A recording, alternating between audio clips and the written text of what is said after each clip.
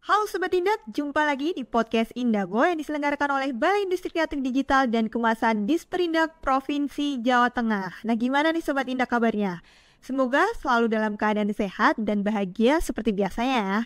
Nah, di episode kali ini kita akan membahas tentang kebijakan pengawasan dalam rangka perlindungan konsumen. Nah, tentunya kita juga sebagai konsumen penting banget ya untuk mengenal apa saja kebijakan dalam rangka perlindungan konsumen yang dilaksanakan oleh pemerintah itu sendiri. Nah, tentunya kita tidak sendiri, kita sudah menghadirkan narasumber yang tentunya kompeten dalam bidangnya. Ada Ibu Erna. Apa kabar Ibu? Alhamdulillah baik. Ya. Nah ini Bu, mungkin sebelum kita mulai perbincangan, mungkin perkenalan diri dulu Bu, supaya Sobat Indak juga lebih kenal dengan Ibu nih. Silakan Bu. Ya, siap deh. Ya. Bismillahirrahmanirrahim. Assalamualaikum warahmatullahi wabarakatuh. Perkenalkan, saya Erna Oktavilia, bekerja di Dinas Perindustrian dan Perdagangan Provinsi Jawa Tengah pada bidang standarisasi dan perlindungan konsumen. Jabatan untuk saat ini sebagai fungsional analis perdagangan sekaligus sebagai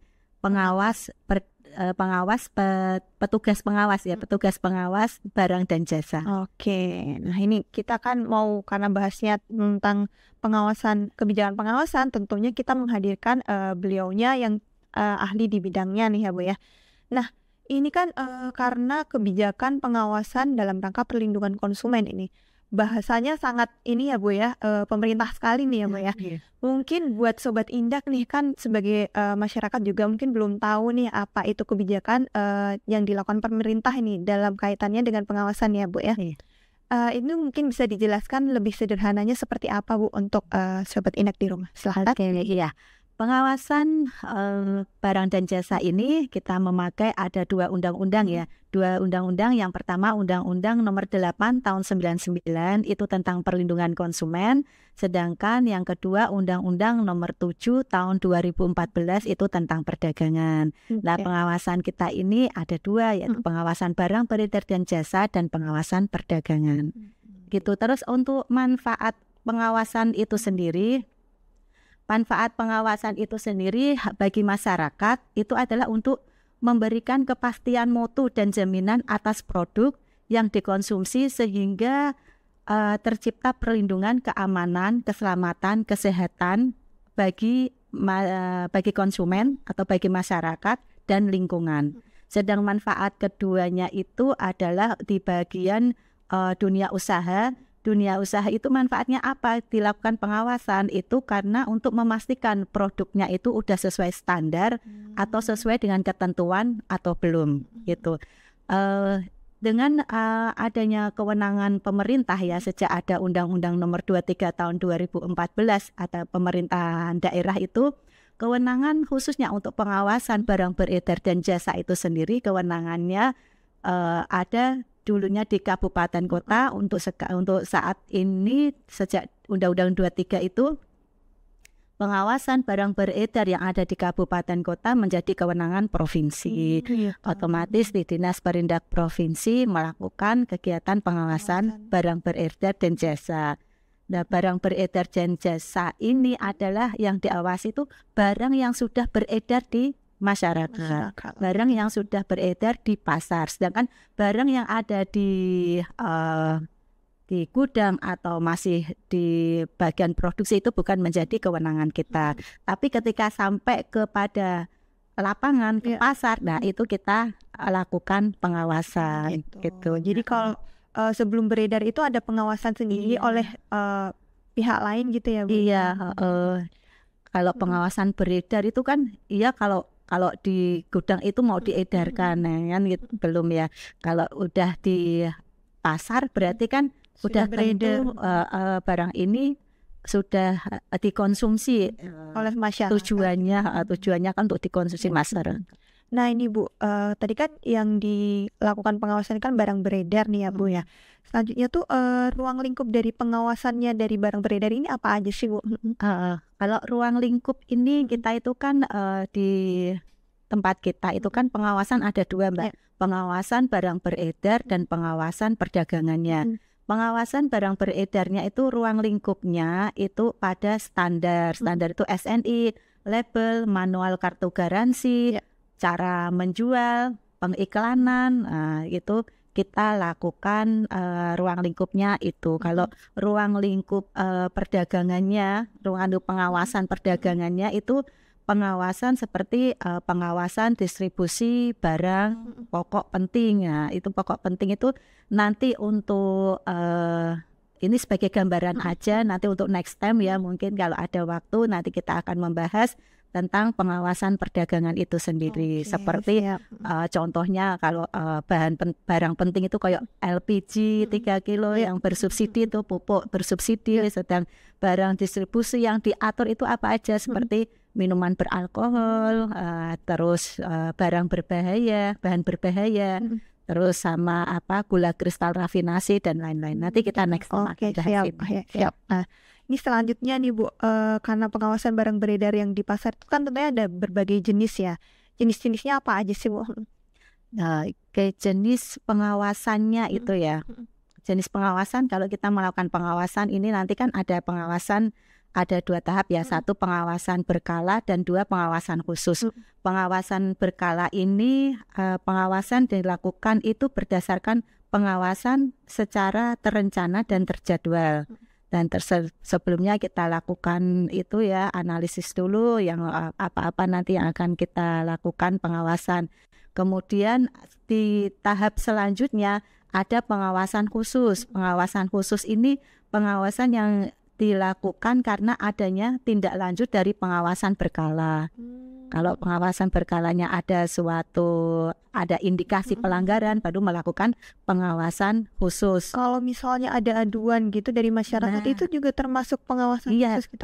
Pengawasan khusus termasuk karena ada pengaduan dari masyarakat dan juga ada pengaduan dari LPKSM. Itu kita lakukan pengawasan khusus. Seperti itu.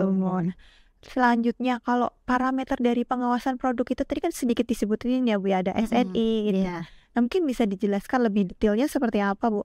Nah ya, kalau itu ya parameter pengawasan itu SNI ya. SNI itu kita melakukan kita pengawasan produk SNI yang wajib SNI. Yang wajib SNI kita lakukan pengawasan secara kasat mata.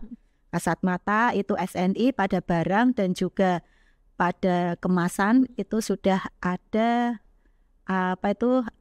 berbentuknya emboss, ada itu ya tulisan SNI, emboss, tempel atau stiker gitu ya. Terus kalau manual kartu garansi kita itu cek setiap penggunaan manual kartu garansi itu berbahasa Indonesia, yang di dalamnya itu ada petunjuk operasi penggunaannya, terus ada petunjuk perbaikan pemeliharaan, terus spesifikasi produknya. Itu nanti di manual kartu garansi kita cek apakah itu sudah ada atau belum. Kemudian pada label pada barang itu harus sudah berbahasa Indonesia, terutama untuk SNI wajib itu harus berbahasa Indonesia. Berbahasa Indonesia, dan ini untuk label ini ada Permendak baru nomor 25 tahun 2021, yaitu tentang label berbahasa Indonesia. Ini di dalamnya nanti ada lampiran-lampiran mana-mana barang-barang apa yang harus berlabel bahasa Indonesia. Berarti kalau produk luar negeri gitu tuh juga kita juga lakukan pengawasan juga ya Bu ya? Karena kan pasti kan waranti kartu garansinya harus ada bahasa Indonesianya itu juga ya Bu? Terutama barang-barang impor yang kita awasi ya. Apalagi itu kalau udah wajib SNI itu harus mengikuti aturan dari dalam negeri sendiri ya. Dalam negeri harus berbahasa Indonesia dan ada manual kartu garansi. Nah, ini Bu, kalau mekanisme pengawasan barang beredar sendiri yang dilakukan di Disperindak ini seperti apa sih Bu? Pengawasan atau mekanisme ya, mekanisme atau alur pengawasan yang kita lakukan. Yang pertama kita melakukan dasar pengawasannya dulu. Kalau itu selanjutnya kita melakukan persiapan pengawasan. Persiapan pengawasan apa aja yang kita siapkan, terutama itu adalah surat tugas pengawasan. Kita harus membawa surat tugas karena itu dari pimpinan pengawasan. Terus yang kedua nanti kita membawa berita acara. Jika diperlukan berita acaranya itu berita acara pengawasan, terus ada itu berita acara klarifikasi jika diperlukan, terus kita membuat tabel spek-spek apa yang nanti yang ditemukan di lapangan, kemudian alat atau bahan yang digunakan dalam pengawasan jika dibutuhkan aja. Kemudian kalau persiapan ini sudah kita laksanakan, baru kita melakukan pengawasan, terus nanti ada hasil dari pengawasan. Nah, hasil pengawasan ini jika tidak ada pelanggaran, tidak ada indikasi pelanggaran juga, maka dinyatakan barang ini aman. Tapi untuk hasil pengawasan itu jika ada dugaan, masih dugaan ya, karena ini kan kita baru kasat mata, ada dugaan pelanggaran, maka akan dilakukan analisa terlebih dahulu. Analisanya ini itu dengan cara pengumpulan bahan dan keterangan, jika bahan-bahan ini terutama untuk dilakukan tadi kan saya itu ya Mbak ya, pembelian sampel jika diperlukan. Nah, dari hasil pembelian sampel ini kita uji. Setelah kita uji, kalau ada indikasi pelanggaran, maka dilakukan analisa. Kemudian kalau analisa ini benar-benar tidak sesuai, maka akan dikenakan sanksi. Sanksinya ini juga ada dua, sanksi pidana dan sanksi administratif. Kalau jadi itu kita kalau misalnya ada indikasi nggak serta-merta langsung memberikan sanksi ya Bu ya, ada dianalisa dulu gitu ya Bu ya. Nah itu tadi kan ada sanksinya ada dua nih Bu, administrasi dan juga tadi pidana. Nah ini seperti apa sih Bu biasanya kalau secara administratifnya seperti apa? Kalau sanksi pidana itu sebelumnya dilakukan penyidikan dulu. Dari hasil penyidikan jika itu ada sanksi pidana, maka kita menggunakan pasal 62 Undang-Undang Perlindungan Konsumen. Pelaku usaha yang melanggar akan dikenakan sanksi. Sanksinya itu kalau pidana penjara paling lama 5 tahun atau pidana denda paling banyak 2 miliar. Gitu. Kalau sanksi administratif ini pasal 60 Undang-Undang Perlindungan Konsumen.